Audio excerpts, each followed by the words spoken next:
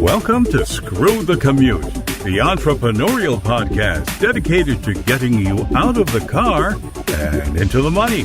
With your host, lifelong entrepreneur and multimillionaire, Tom Antion.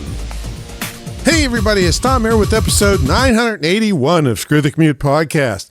Today we're going to talk about review deletions. In other words, you kill yourself to get great reviews for your business or your products and services, and they get deleted. Well, let's talk about why that happens today. All right, I hope you didn't miss episode 980. That was another reason to quit killing yourself on search engine optimization. Yes, I believe in basics, but you are just wasting time and money going too deep into search engine optimization. Make sure you pick up a copy of our automation ebook at screwthecommute.com/automate free and check out my mentor program, the longest running, most successful, most unique ever in the field of internet and digital marketing at greatinternetmarketingtraining.com. And we also have a school, the only licensed dedicated internet and digital marketing school in the country at imtcva.org. All right, let's talk about this. Then I'm primarily going to talk about Google reviews. However, Amazon is very similar in a lot of the things they do to remove reviews because they want people to be able to trust the reviews. So I don't blame them for this, especially since a lot of people put up fake reviews and competitors put up fake reviews to try to mess with you and things like that. So I'm going to talk about a research thing that a company, GMBAPI.com, and I'll put the link to the actual study in the show notes. And they analyzed 5 million reviews in 79 different countries and 20,000 different companies. And wait till you hear some of the results they got.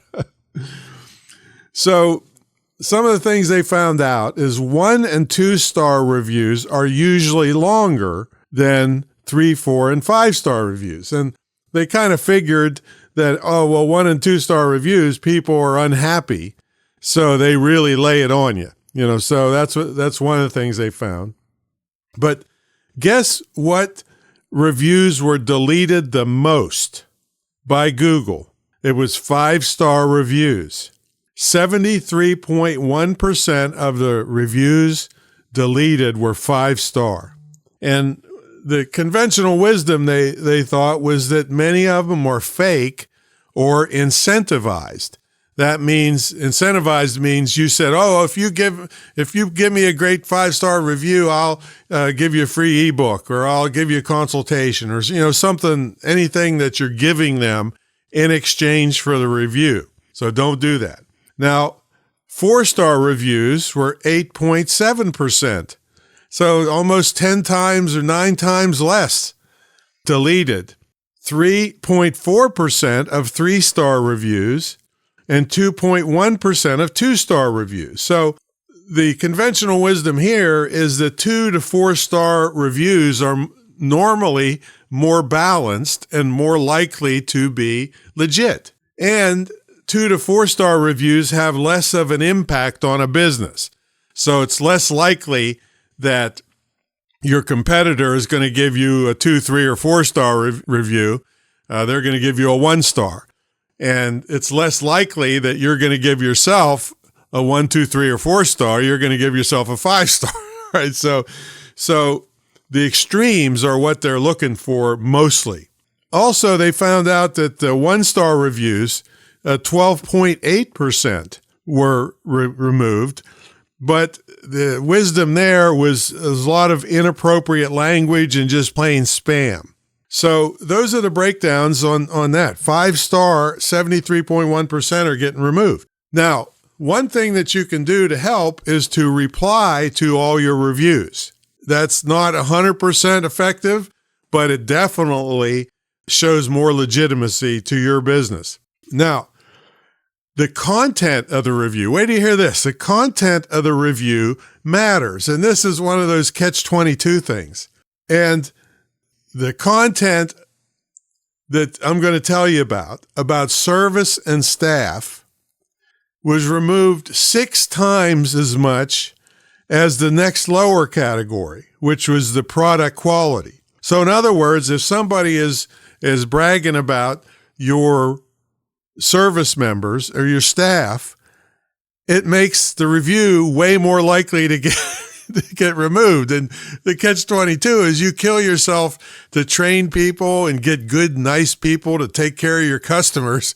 And then if they do a great job at it, your reviews get removed. I mean, Jesus.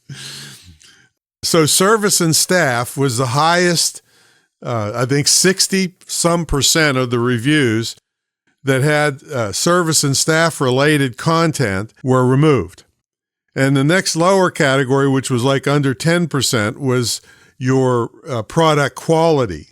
And so the conventional wisdom, when I can say conventional wisdom, it's like what they think the reason is. Nobody knows for sure unless you work for Google. So they kind of feel like that service and staff type things are a high risk category for spam and fake reviews, especially when it's a non-brick and mortar store where people don't have to come into it. So you can say, oh, Joe at Antion Associate is wonderful.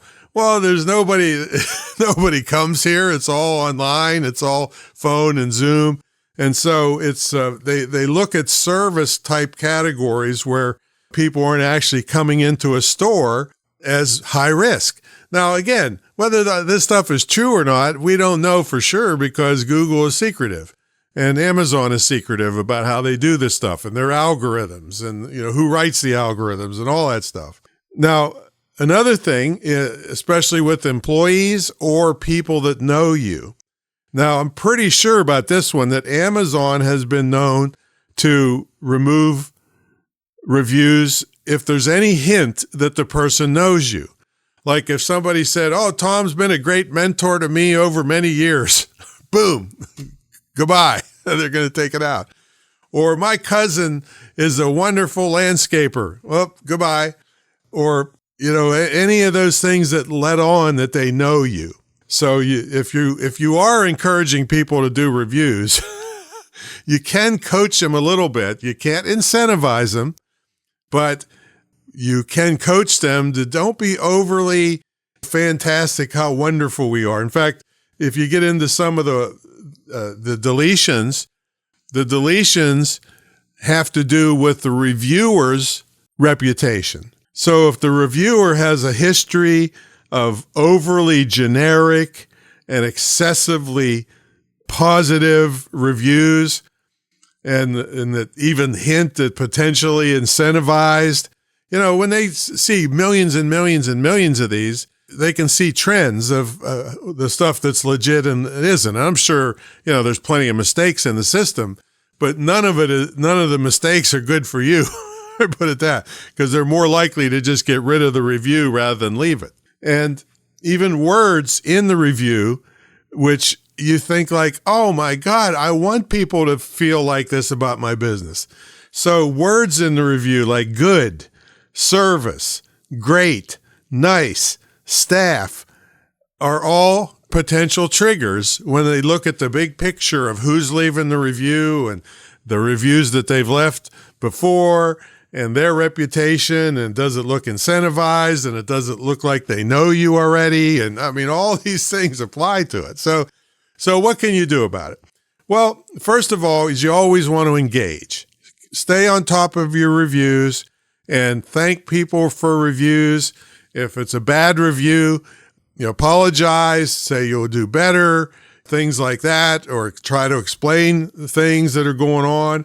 Now, if they're clearly fake or competitors coming after you, you can flag them and report them. Don't be afraid to do that. And that makes somebody have to look at it and say, oh yeah, that person's leaving rotten reviews for all the other landscapers and they're a landscape company.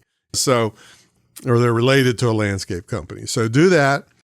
And definitely no incentives. Don't even hint it. Ask people for a legitimate review. And you can even say it doesn't necessarily have to be a 5-star, because years ago I saw another study that the 5-star reviews are the least believable because they know people fake them all the time. and they incentivize people to give them a 5-star review. And so I think it was 4.7 was the most believable good reviews, right? So tell them to leave a legitimate review, 5-star only if they're over the moon on how great things were, but and it's hard to tell people, don't say I'm great. Say I'm just, less than great. You see what I mean? The thing is if you just get legitimate reviews and do a good job, you'll be all right. All right. And then, of course, report any fake ones, even that are fake ones for you. Report them. And boy, that makes your credibility look great. And that's the hardest button to ever push, is to say, oh, that person really loves me. I think I'm going to kick him off. All right, so that's my story, and I'm sticking to it. So reviews are critically important. A buddy of mine, Derek Depker, I think does a whole review or a whole course on reviews for books and things like that. But reviews are really important. I check them all out before I buy something critical, that's for sure. So there you go. That's my story, and I'm sticking to it. This is Tom from GreatInternetMarketingTraining.com, and I will catch you on the next episode. See you later.